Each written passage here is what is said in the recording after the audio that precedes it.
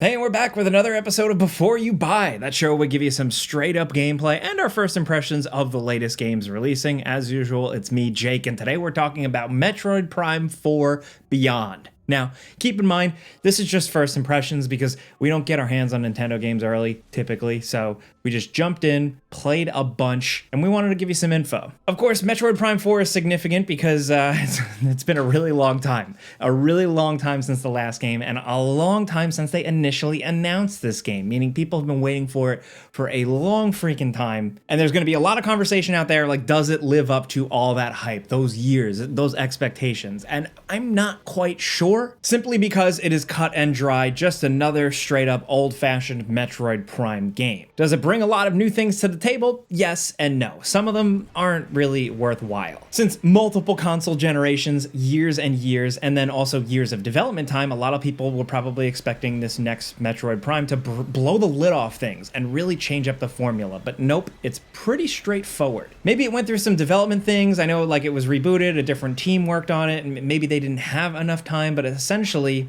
despite being on technically kind of cutting-edge hardware with Nintendo Switch 2, the game feels pretty old. Now, on the flip side, if you just wanted more Metroid Prime and you just wanted, like, kind of comfort food, then you get that here. It doesn't top Metroid Prime 1 or anything like that, but definitely tops 3 so far. To be completely honest, even if it doesn't reinvent the wheel, I've been having fun playing through it. It hasn't been the most engaging Metroid, so to speak, but I've been having a lot of fun. I just crossed the 10-hour mark, and I've seen a lot of what the game has to offer, so here's essentially what it is. After a really awesome kick-ass intro. Like, I'm talking, this intro is peak. After that, you go through the typical thing where Samus loses all her powers, she's on an uncharted alien world, and she has to figure out what's going on. This uncharted planet was inhabited by a race of aliens that essentially want their legacy preserved. They're no longer around anymore, but they left a lot of things in place to preserve their legacy and their history, and they were awaiting the chosen one to come, and that happens to be Samus. Specifically because at the start of the game, she gets imbued with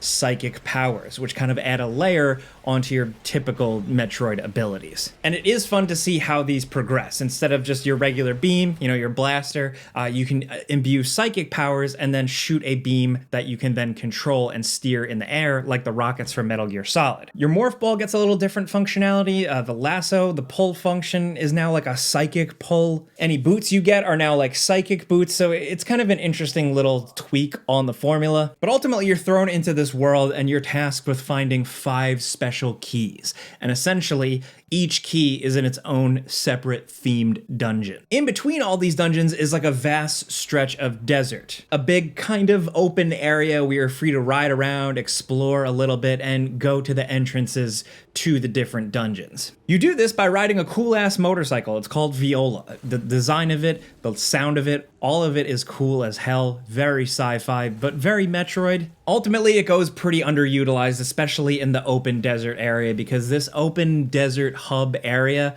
doesn't feel like it really adds anything. And honestly, it kind of feels a bit unnecessary because it's pretty barren and there's not too much to do in it.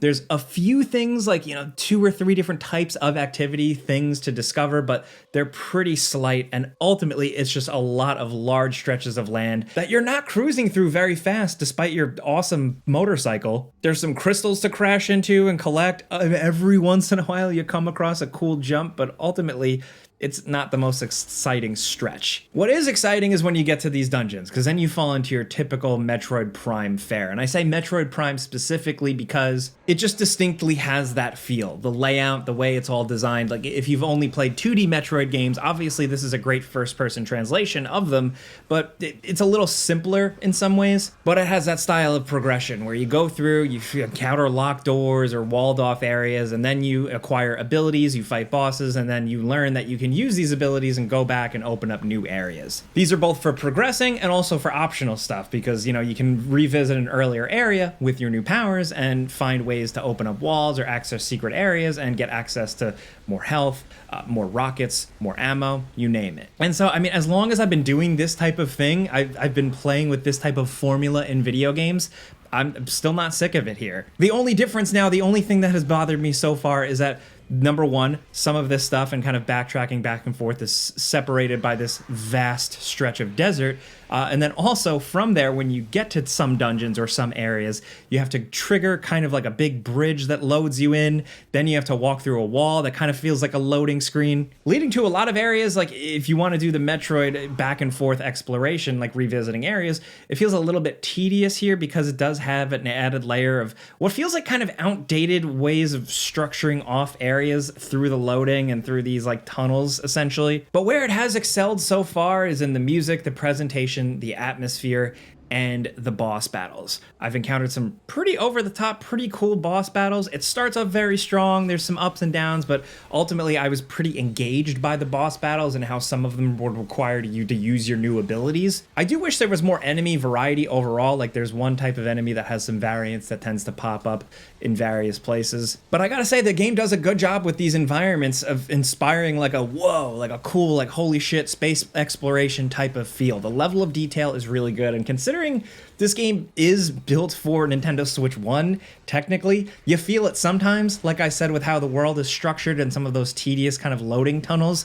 But then every so often, the game surprises me with just an incredible environment, some crazy skyboxes, some cool backgrounds, and some pretty layered areas. It just feels a little inconsistent. Like for every area that did have me go, wow. I also walked through a lot of really plain, empty, barren hallways that kind of all look alike. I'd say the good outweighs the bad here, but it's definitely significant. One thing I do want to acknowledge is the fact that the game does have NPCs that pop up and help you, and they talk at Samus. This, if you've played Metroid Prime 1 specifically, might feel like a little out of place because the old Metroid games and Metroid Prime were kind of built around the sense of loneliness. It's you on this planet alone, exploring. Now you have people chirping in your ear, and they're kind of annoying and generic, and they don't really add anything.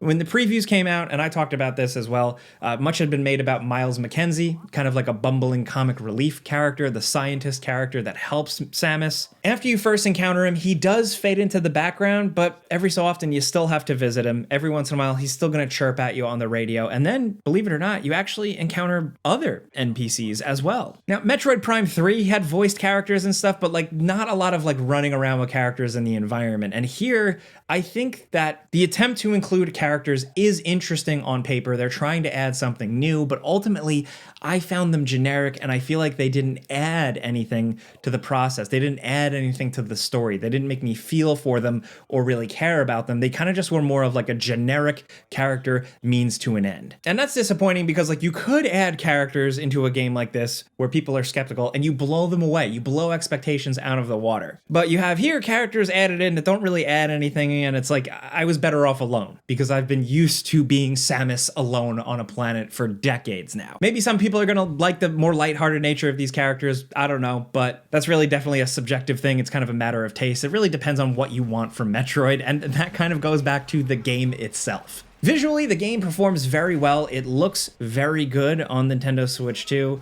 running at 4K 60 FPS. Everything is sharp, crisp. The colors are good. The HDR is good. Even though it was a little finicky on my recording device, it looks good in-game on a real TV. And the fact that you could turn that frame rate up even more is really impressive. Handheld mode, I tested out. I had no issues there. It's a good-looking game. Samus can be really shiny. Some of the atmospheric effects, the lighting effects can be more impressive than you'd even expect. But that's where the game really feels like a big jump. That's where it feels like a next-generation Metroid. The gameplay department, it doesn't feel like the next leap forward for Metroid or Metroid Prime. Believe it or not, I got that feeling more from playing Samus Returns and Metroid Dread. I like the way those added to the formula. Here, I feel like I'm very much doing the same Metroid Prime things I've been doing for quite some time now.